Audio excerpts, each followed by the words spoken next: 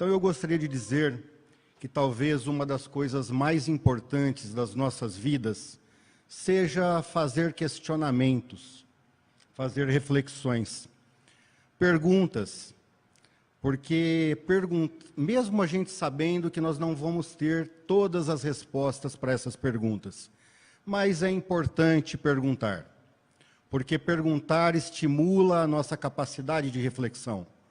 Perguntar nos torna mais humildes, nos torna mais humanos, porque revela as nossas dúvidas e, sobretudo, a nossa vontade de aprender.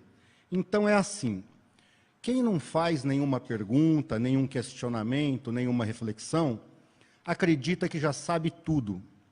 Quem não faz nenhuma pergunta, alimenta aquela doce ilusão de não ter dúvidas. E nenhum de nós aqui pode ou deve ter a pretensão de não ter dúvidas, porque na nossa vida, a nossa evolução e, sobretudo, a nossa percepção espiritual, ela é sempre acobertada por nosso corpo físico. Então, o que acontece? Você encontra pessoas, você vive situações, e naquele exato momento você não entende muito bem o porquê está encontrando determinada pessoa durante o caminho, ou o porquê está vivendo essa ou aquela situação. Porque a misericórdia divina nos deu o bálsamo, o lenitivo, a bênção do véu do esquecimento. A misericórdia divina nos transforma nas crianças, nos coloca na posição do recomeço, do voltar a aprender, porque nós não suportaríamos lembrar de tudo aqui enquanto encarnados. Então a misericórdia divina nos faz esse convite, para quê? Para que nós possamos ver aquilo que nós já sabemos, mas com novos olhos. Então a nossa proposta aqui hoje é fazer algumas reflexões, algumas colocações, alguns questionamentos, ok? E eu gostaria que vocês aqui presentes e os nossos ouvintes, as pessoas que nos assistem, ficassem com bastante dúvidas, com mais dúvidas do que chegaram, mas não é aquela dúvida que desequilibra, tampouco aquela dúvida que desestimula, ao contrário disso. É aquela dúvida que nos torna mais humildes.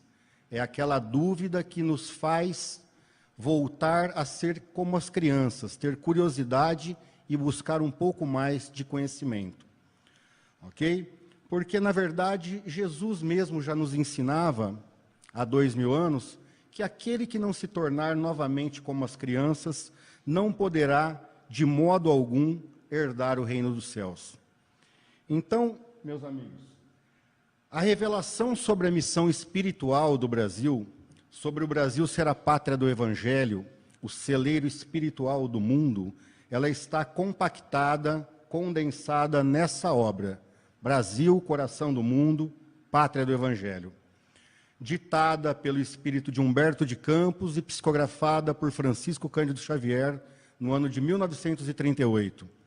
Mas ela, a revelação, ela já aparecia em outras obras e em comunicações esparsas obtidas na Federação Espírita Brasileira e naqueles outros órgãos que antecederam a Federação Espírita Brasileira, não sendo então uma novidade trazida por Humberto de Campos. O capítulo 28 dessa obra é dedicado à Federação Espírita Brasileira. Então, Humberto de Campos, na verdade, o que ele faz? Ele sistematiza a revelação. Ele concatena, ele traz elementos, ele a coloca numa forma melhor compreensível. Então, eu gostaria de dizer a todos aqui que essa obra nos traz toda a história desde antes do descobrimento do Brasil. Começando por volta de 1394, nos traz os acontecimentos mais importantes, os personagens que construíram a história dessa nação, qual foi o desfecho espiritual de tudo isso, mas nos traz um pouco mais. Mais do que qualquer obra historiográfica, ela nos traz como se deu o retorno à pátria espiritual destes grandes personagens que construíram a história da nossa nação. Então, nós devemos ter em mente o seguinte: na narrativa, Humberto de Campos, ele faz um retrato fidedigno da sociedade brasileira, ou pelo menos de uma grande parte dela. E isso nos revela o quê? Nos revela aspectos do perfil do brasileiro. Porque o brasileiro, ao mesmo tempo, ele é fervoroso, ele é amoroso e ele é acolhedor.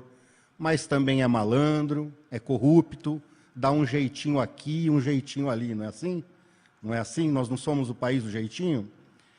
Mas Amélia Rodrigues nos traz uma mensagem também que vem ao encontro das reflexões da noite. Ela nos falando através das mãos, escrevendo através das mãos de Divaldo Franco, ela nos traz a seguinte mensagem: limpar o coração nascente do sentimento, para ver onde a inteligência sonha e não alcança. De modo que, se a gente entrar nessa aventura, porque ler essa obra e enxergar o nosso país como a pátria do Evangelho é uma aventura. Se fizermos isso pelos caminhos do coração, as nossas possibilidades de êxito serão bem maiores. Então, a proposta aqui hoje é essa, meus amigos: compreender o coração do mundo pelo coração. Feito o preâmbulo, eu então selecionei sobre esse aspecto específico alguns pequenos trechos dessa obra, para que a gente veja se o caminho proposto aqui possa ser produtivo. Eu gostaria de dizer que eu não tenho a pretensão de contar a história do livro, porque seria impossível, então, ainda mais em 30 ou 40 minutos, seria a obra para um final de semana inteiro de seminário. E eu também não tenho toda essa capacidade de contar a história da obra. Então, eu trago aqui o nome, primeiramente, de alguns desses enviados do Cristo que construíram a história dessa nação e que se destacaram espiritualmente. Como José de Anchieta, por exemplo, Manuel da Nóbrega, nosso Emmanuel, né? Joaquim José da Silva Xavier, o Tiradentes, um grande espírito, mártir da Inconfidência, e poucos sabem, mas também, depois do seu desenlace, da sua volta à pátria espiritual, foi o tutor de Dom Pedro I, espírito que todos nós sabemos que tinha uma mentalidade fraca, problemas emocionais graves, né? José Bonifácio de Andrada e Silva, patriarca da Independência e tutor de Dom Pedro II. O próprio Dom Pedro II, Rui Barbosa, Castro Alves e tantos outros. Mas existem alguns nomes que eu não poderia deixar de citar aqui. Dr. Olímpio Teles de Menezes e Antônio Luiz Saião, os precursores da doutrina espírita no nosso país. E esses últimos três, que foram os fundadores da FEB, Federação Espírita Brasileira: Elias da Silva, Manuel Fernandes Figueira e Pinheiro Guedes. Muito bem. Falando da obra agora, no capítulo 1 da obra, Jesus se dirige a Eliú. Para quem não conhece Eliú, Eliú é o sociólogo do Cristo. É o espírito que foi encarregado das questões sociológicas do nosso planeta. E ele diz assim para Eliú, o Cristo: para esta terra maravilhosa e bendita será transplantada a árvore do meu evangelho de piedade e de amor. Tu, Eliú, te corporificarás na terra, no seio do povo mais pobre e mais trabalhador do Ocidente. Leia-se aqui Portugal, gente. E continua dizendo: e instituirás um roteiro de coragem para que sejam transpostas as imensidades desses oceanos perigosos e solitários, que separam o velho do novo mundo. E mais tarde ordenarei a reencarnação de muitos espíritos, já purificados no sentimento da humildade e da mansidão, oriundos da África. Aqui, Eliú, ficará localizado o coração do mundo, disse o Cristo. Daí a alguns anos, o seu mensageiro, seu missionário Eliú, se estabelecia na terra. E em 1394, como filho de Dom João I, 10º rei de Portugal.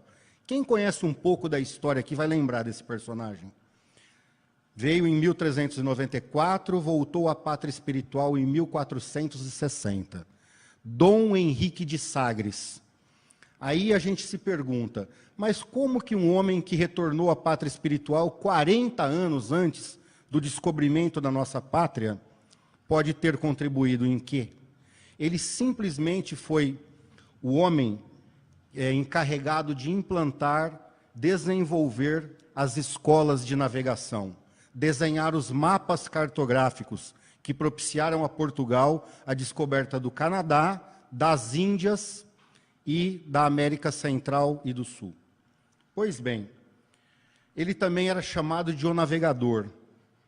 No capítulo 2, quando Eliú, no caso Henrique de Sagres, em sua última encarnação, já havia cumprido sua missão, já havia retornado à pátria espiritual e se recolocado no seu posto de sociólogo do Cristo, se mostrando preocupado com a possibilidade de o nosso país ser seccionado pelas coroas britânicas, holandesas, francesas e espanholas. E quem conhece um pouquinho de história aqui sabe que isso passou muito perto de acontecer. Então ele disse assim ao Cristo: temo, Senhor, que as nações ambiciosas matem as nossas esperanças, destruindo os nossos tesouros.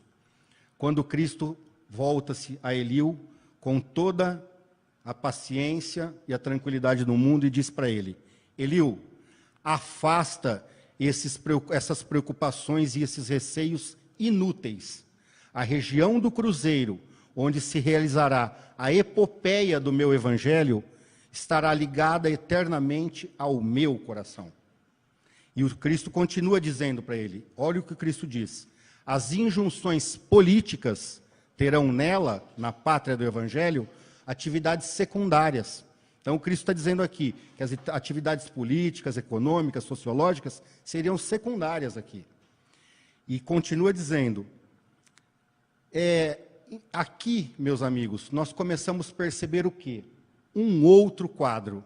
Não está sendo dito na obra, em momento algum, que o Brasil se transformaria numa potência imperialista. Porque nós esperaríamos o quê? Nossa expectativa era ter sido colonizado por franceses, por exemplo. Vamos perguntar para os nossos irmãos da Argélia o que foi a colonização francesa. Ou então pelos ingleses. Vamos perguntar para os nossos irmãos da África do Sul o que foi ser colonizado pelos britânicos. Ou pior ainda, pelos espanhóis, que todos nós sabemos o que fizeram com os países que colonizaram, escravizaram, quando não os aniquilaram por completo. Então, a promessa qual era?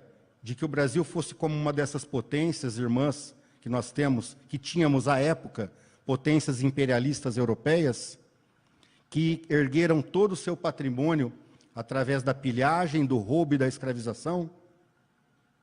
Pois bem, nós sabemos interesses distintos, muito distintos. Há os interesses do Cristo e há os interesses dos dominadores do mundo, materialmente falando. Porque o Cristo jamais domina escravizando, jamais prospera usurpando. Ele veio justamente para desenraizar-nos dos nossos valores puramente materiais. Para quê? Para que a gente possa colocar o reino de Deus e a sua justiça acima de tudo, sabendo que todas as outras coisas nos serão acrescentadas. E isso, meus amigos, é bem diferente. Por isso mesmo que no capítulo 3 da obra, Jesus se dirige a Ismael. A maioria de nós aqui conhece, mas é sempre bom lembrar, né? Ismael é o governador espiritual do nosso país. E ele diz assim para Ismael: para aí transplantei a árvore da minha misericórdia. E olha o que ele disse agora para Ismael: e espero que a cultives com a tua abnegação e com o teu sublimado heroísmo. Eu confesso que quando eu estava lendo a obra, eu não entendi muito bem porque ele estava pedindo a abnegação e o heroísmo para um espírito de uma ordem elevada como Ismael. Mas ao longo da obra eu fui compreendendo isso. Fui compreendendo. Porque o Cristo sabia que não iria ser fácil conduzir esse país espiritualmente, dirigir essa nação. Ele sabia muito bem disso. E eu gostaria de fazer um parênteses aqui agora, isso está na obra, quem tiver a curiosidade, leia, que a gente não lê, mas está na obra. Quando Cristo diz que transplantou a árvore do evangelho dele da Palestina para o Brasil, ele diz que os frutos seguiram a árvore. E quem nós achamos que são os frutos dessa árvore? Somos nós. Todos nós. Todos nós. Então, durante toda a obra, a partir do capítulo 3, Ismael agenda reuniões de consultoria com o Cristo. E isso passa desapercebido se a gente não prestar bem atenção. Mas durante toda a obra há relatos dessas reuniões. E isso é perfeitamente compreensível. Eu vou dizer por quê. Ismael é um espírito de ordem elevada. Jesus é um Cristo. Ismael governa um país há quase 600 anos. Jesus governa o planeta há 4,5 bilhões de anos. Quem nós achamos que tem mais experiência? Com quem ele iria se aconselhar? É compreensível, não é? Só que nós temos, numa dessas reuniões, um fato inusitado, curioso. Numa dessas reuniões, Ismael ia começar a falar, ele não consegue. Ele começa a chorar, copiosamente. Chorar, chorar, chorar e não consegue falar. Por quê? Iniciava-se no Brasil a escravidão.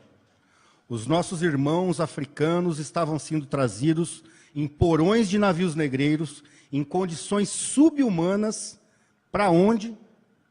Para a pátria do Evangelho. Para a pátria. Sem contar os nossos indígenas que aqui estavam e receberam todos os brancos com todo o amor do mundo, também estavam sendo escravizados. O primeiro grande karma coletivo da nossa nação, a escravidão. Eu fiz uma pesquisa, foram cerca de quase 400 anos de escravidão e nós estamos há 130 anos da abolição dela.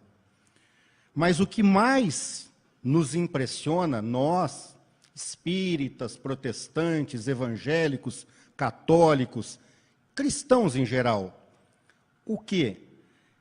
Acharmos que esse país vai se adiantar sem quitar esse débito coletivo e, principalmente, sem renovar essa mentalidade. Porque qual foi o norte da escravidão? O que estava na base da escravidão? Tirando as questões políticas e econômicas. Porque isso, na verdade, era superfície, era pano de fundo. Eu estou falando das questões profundas. Uma dessas questões era a seguinte: havia uma espécie de compreensão, de entendimento de quem morava aqui, provavelmente já muitos de nós, de que trabalho era coisa para gente inferior. Então, se você nascesse numa família abastada, tivesse uma boa intelectualidade, você ia trabalhar para quê? E é difícil você achar um brasileiro até hoje que não pense assim. Conversando com amigos da classe média alta, eles me dizem: meu filho vai trabalhar para quê? Eu dei estudo para ele, minha filha vai lavar o prato depois que ela almoça, por quê? Nós temos empregada para isso. Então é assim que é a nossa mentalidade. E como a gente renova essa mentalidade? Quantas reencarnações serão necessárias para renovar isso? Eu vou dar um exemplo bobo para vocês. Quando vocês estão na área de trabalho de vocês, trabalhando muito, sem férias, sem final de semana, à noite, feriado, e as pessoas veem você fazendo isso, lotado de trabalho, no meu caso, cheio de processos para despachar, o que elas dizem? Não dizem nada, elas cantam. Sabe o quê? Lerê, lerê, lerê, lerê, lerê. Não é assim? Sabe por quê, meus amigos? Porque isso ainda está impregnado no nosso espírito. Trabalho é coisa para gente inferior. É por isso que nós trouxemos os escravos. E é por isso que no capítulo 3, Jesus estava pedindo para Ismael a abnegação e o heroísmo dele, que era para ajudar a mudar essa mentalidade que é a nossa. E ele conhecia muito bem. Porque, na verdade, Jesus nos ensinou que o Filho do Homem não veio para ser servido. Ele veio para servir. Servir é uma honra. Aquele que serve é o maior de todos nos valores do Evangelho. Então, eu gostaria de dizer que eu acredito que tenham ocorrido inúmeras reuniões dessas de Ismael com o Cristo. Mas, recentemente, numa delas, Ismael, provavelmente chorando novamente, disse para o Cristo: e agora, Senhor? Mensalão, Petrobras, Lava Jato, malas e malas de dinheiro, corrupção sistêmica por todos os poderes da República. Todos, sem exceção. Por essa eu não esperava. Em que muitos de nós, espíritas, herdeiros do conhecimento da imortalidade da alma, herdeiros do conhecimento da multiplicidade das reencarnações, estamos dizendo assim: não, esse país aí não vai cumprir a missão dele, ele já fracassou, ele já falhou. Olhem as instituições, olhem o sistema prisional, olhem a desigualdade social, olhem a política como está indo. Como que esse país vai cumprir a missão dele? Ele vai fracassar, isso aqui não vai dar em nada. E é aí, meus amigos, que nós devemos, nesse ponto, quando a gente pensar assim, nós devemos voltar o nosso pensamento para coisas desagradáveis do Evangelho. Coisas que a gente lê, quem não entende, não sente nada. Mas quem entende, sente um mal-estar. Então era mais ou menos assim. Os apóstolos, que chamam os doutores da lei, os representantes da religião daquela época, para conhecerem o Cristo. E qual era a expectativa dos apóstolos e dos doutores da lei? Qual é a nossa expectativa? Nós, espíritas medianos. Fui bem, Rubens? Medianos, tá bom para nós? Espíritas medianos. A nossa expectativa eu sei qual é. É que se o Brasil for mesmo a pátria do Evangelho, aqui só reencarne espírito superior, onde não haja nenhum problema de infraestrutura, não haja nenhum problema de corrupção, não tenha falta de empregos. Não é assim? Ou seja, um país materialmente resolvido. Mas quando eles chegam com os apóstolos, eles encontram qual cena? Jesus almoçando com prostituta e com publicano. E aí Simão Pedro quase tem um infarto. Porque a primeira reação, quando o Simão Pedro olha para os puritanos, eles olham para Simão Pedro e dizem assim: este aí que é seu mestre? Percebem? Mas, meus amigos, as palavras são bastante engraçadas, porque ao longo do tempo elas vão perdendo força. Eu falei aqui agora prostituta e publicano, ninguém se impressionou mais. Então eu vou falar numa linguagem mais atualizada, para que a gente compreenda melhor um pouco isso.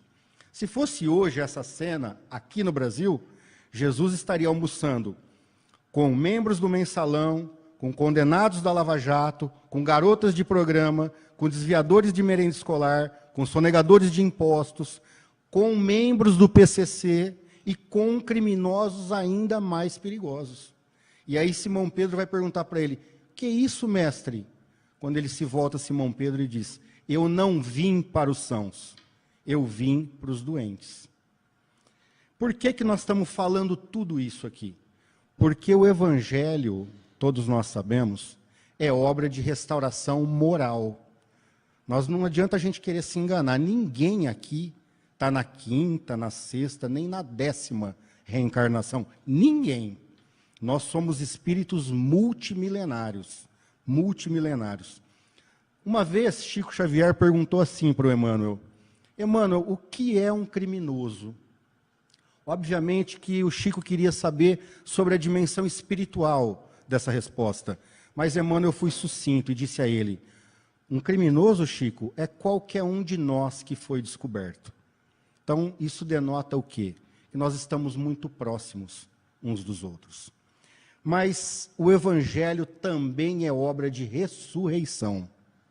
Pode parecer soar estranho falar isso numa casa espírita, não é?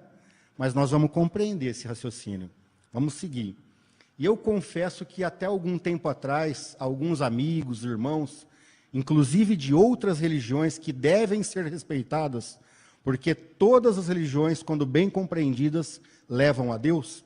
Me diziam assim: Marcos, Jesus veio para ressuscitar os mortos. E eu, na verdade, eu colocava as mãos na cabeça e eu pensava: meu Deus, esse pessoal está maluco. Eu acabava rindo, obviamente que para mim mesmo, senão seria muita falta de educação. Mas eu ria.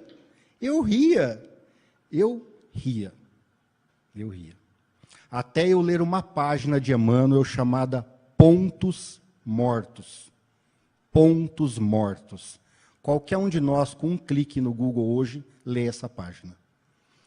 Todos aqueles dons, todos aqueles recursos, todas aquelas pessoas que a providência divina colocou nas nossas mãos, nas nossas vidas, e nós ignoramos, nós malbaratamos, nós negligenciamos, são pontos mortos dos nossos destinos que deverão ser regenerados. Então, o benfeitor começa essa página dizendo assim: foste traído ou abandonado, perdoa. Talvez o companheiro ou a companheira seja um ponto morto do teu destino. E tendes agora a possibilidade da renovação. Ressurreição. Lázaro sendo ressuscitado. Vamos lembrar o que o Cristo disse a ele naquela passagem evangélica? Acorda tu que dormes. Muitos de nós ainda estão aqui encarnados, mas estamos dormindo.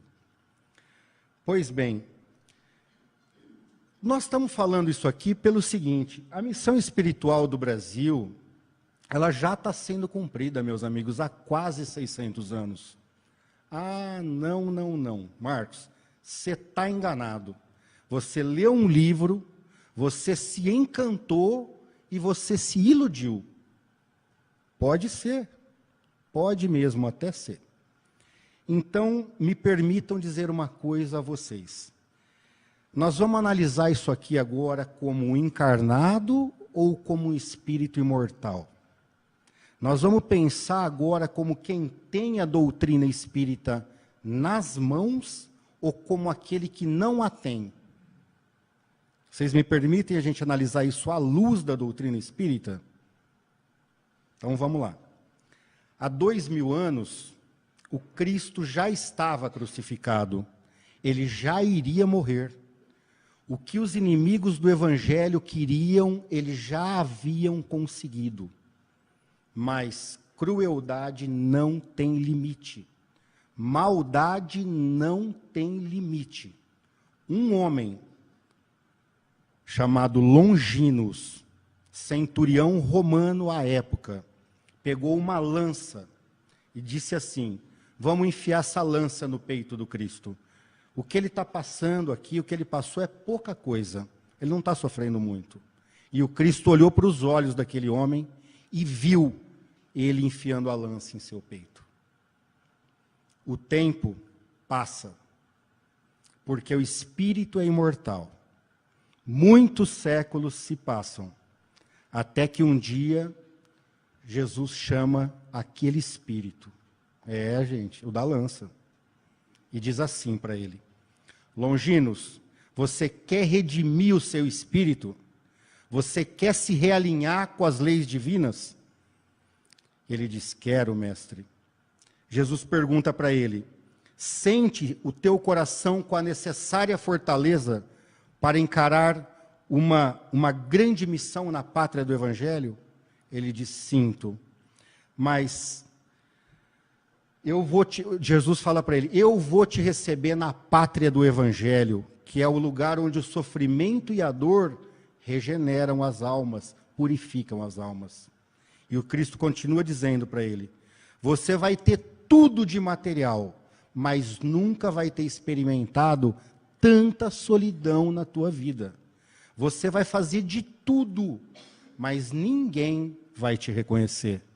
Porque você está lembrado da lança, Longinos? Se lembra de mim, na tua presença, de braços abertos, sozinho, sem a compreensão dos homens? Lembro, mestre. Quer experimentar isso, Longinos? Quero. Porque é assim, gente. Enquanto a gente está batendo, a gente não sente nada. A gente só começa a sentir quando as posições se invertem. Só começa a sentir. Então, esse espírito reencarna como Dom Pedro II. O homem que hoje é aclamado como um dos maiores estadistas da sua época, e até algumas décadas atrás era tido pelos historiadores como um bandido. Aonde ele veio se regenerar? Aqui, na pátria do Evangelho, assim como dezenas de outros grandes nomes que tem nessa obra. Eu estou dando um exemplo, trazendo um exemplo. Como disse, pincei algumas coisas de dentro da obra. Pois bem, existe esse chavão popular que diz que a maldade não tem limite, e ele é verdadeiro. Que a crueldade não tem limite, e também é verdadeiro. Mas eu vou completá-lo. A maldade não tem limite, a crueldade não tem limite, mas a dor também não tem limite.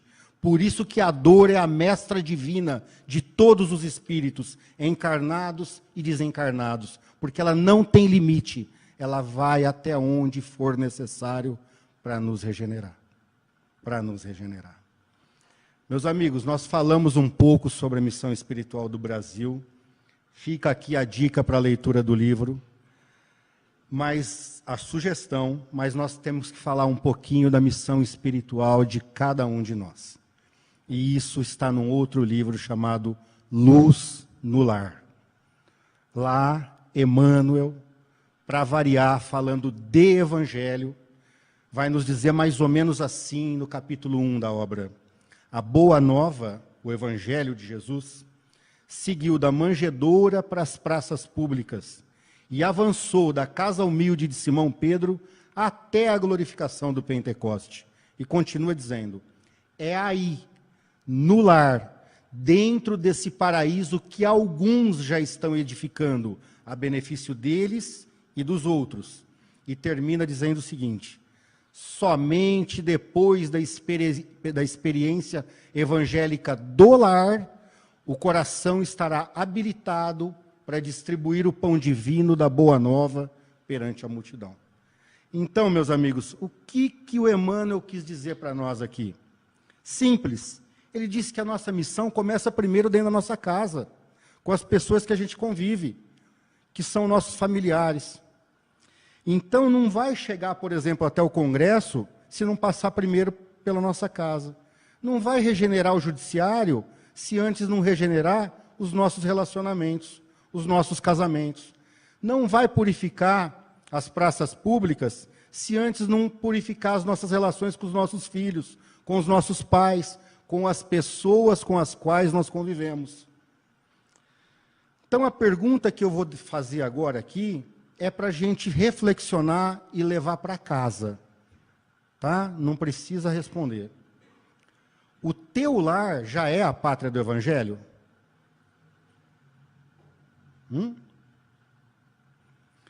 Nos nossos relacionamentos, nós somos quem? Quem está na cruz ou quem enfia a lança? Pois bem, mas a pergunta que nós espíritas devemos fazer agora é a seguinte, o que eu posso fazer? E a resposta está aí, começa no lar, porque não foi assim que o Evangelho começou? Na casa humilde de Simão Pedro? Eu, sinceramente, não conheço nenhuma passagem do Evangelho em que o Cristo de Deus converteu multidão, mas nós conhecemos conversões individuais que ocorrem todos os dias, nós conhecemos. Nós sabemos de uma prostituta linda, caríssima, que se converteu, Maria de Magdala. Nós conhecemos um pescador rude, briguento, nervoso, moralista, que se converte em quem? No grande paizão do colégio apostólico, Simão Pedro. Nós sabemos de um outro jovem, inteligentíssimo, porém arrogante, truculento, vaidoso, protótipo do expositor espírita, Ricardo? Não, brincadeira, gente. Que se converte em quem? No maior divulgador da Boa Nova, Paulo de Tarso. Porque é assim, meus amigos, se a gente estiver esperando os anjos começarem a ser candidato nas outras eleições, Não vai acontecer, não vai rolar na linguagem atual, não vai rolar. Sabe por quê? Porque só reencarna com uma missão política aquele que errou nessa área, aquele que tem que reparar o seu destino nessa área. Geralmente é assim, salvo raras exceções. É por isso mesmo que nós não vamos ver anjo na política. Nós não vamos ver anjo no judiciário, nem no Ministério Público. Não vamos ver anjo dando aula, muito menos aqui fazendo exposição espírita. Não vamos ver anjo pregando nas igrejas. Nós temos que ser realistas. É assim que nós temos que ser. Ok? Mas nesse livro, Luz no Lar, Emmanuel também nos diz outras coisas maravilhosas. Ele diz uma frase que talvez tenha sido uma das frases mais realistas que eu li na minha vida. Ele diz assim: o lar é o lugar onde você quita seus maiores débitos. Sabe por quê? Porque o lar é o lugar onde há a maior probabilidade do amor reinar sobre o ódio. Olhem só. E ele fala dos filhos. Ele fala dos filhos aqui.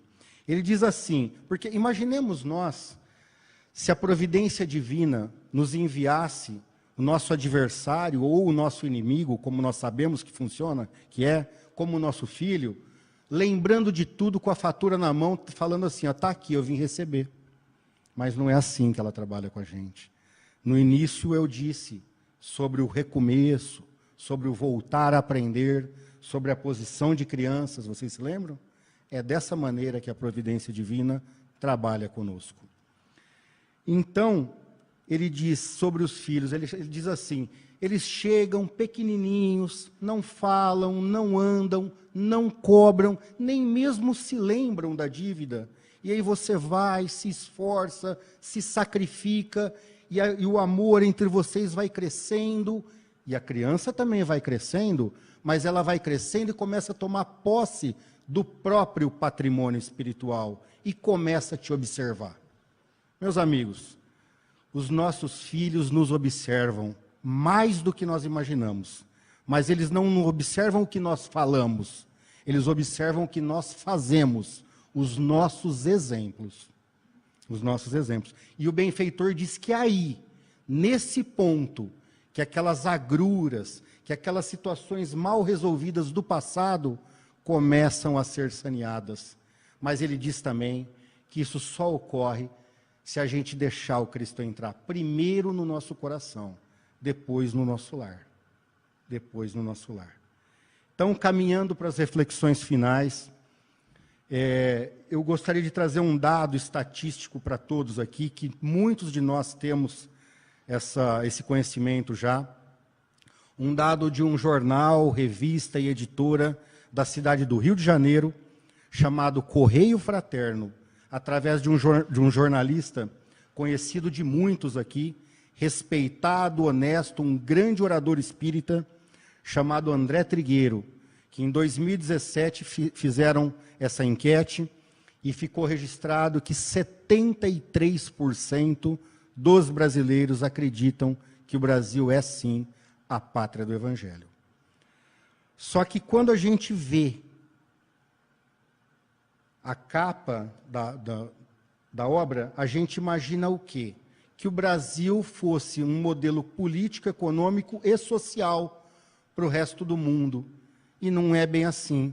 O livro começa justamente com uma visita do Cristo à nossa região, sua pleiade de espíritos, e ele pede, como se não soubesse, né? Ele pede uma espécie de inventário dos últimos 14 séculos de cristianismo. E os espíritos se envergonham, porque os avanços morais tinham sido mínimos, pífios. Pois bem, o Cristo então resolve o quê? Transplantar a árvore do seu evangelho da Palestina para cá e nomeia Ismael como governador.